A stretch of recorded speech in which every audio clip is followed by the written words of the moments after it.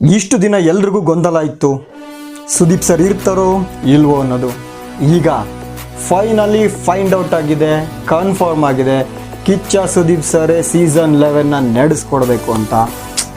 ವಾಹ್, ಎಲ್ರಿಗೂ ಇದು ಖುಷಿ ತರೋ ವಿಚಾರ. ಯಾಕೆ ಅಂದರೆ ಬಿಗ್ ಬಾಸ್ಗೆ ಸೂಟೇಬಲ್ ಪರ್ಸನ್ ಅಂತ ಯಾರಾದರೂ ಕನ್ನಡ ಇಂಡಸ್ಟ್ರಿನಲ್ಲಿ ಇದ್ದರೆ ಅದು ನಿಮ್ಮ ಪ್ರೀತಿಯ ಕಿಚ್ಚ ಸುದೀಪ್ ಸರ್ ಮಾತ್ರ ಅಂತ ನನ್ನ ಪ್ರಕಾರ. ಬೇರೆ ಯಾರು ಬಂದರೂ ಅಷ್ಟು ಸೂಟಬಲ್ ಅಂತ ಅನಿಸಲ್ಲ.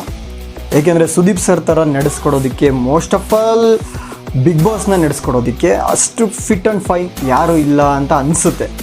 ಬಂದರೂ ಕೂಡ ಇಷ್ಟು ಮಟ್ಟಿಗೆ ಈ ಥರ ಮೇಂಟೈನ್ ಮಾಡೋದು ತುಂಬ ಕಷ್ಟ. ಅದಕ್ಕೆ ನಮ್ಮ ಬಿಗ್ ಬಾಸ್ನಲ್ಲಿ ನಮ್ಮ ಕಿಚ್ಚ ಸುದೀಪ್ ಸರ್ ಇದ್ರೇ ಅದಕ್ಕೊಂದು ಗತ್ತು. ಏನಂತೀರ? ಸದ್ಯಕ್ಕೆ ಖುಷಿ ವಿಚಾರ ಅಂದರೆ ಇದೆ, ನಮ್ಮ ಕಿಚ್ಚ ಸುದೀಪ್ ಸರ್ ನಡೆಸ್ಕೊಡ್ತಾರೆ.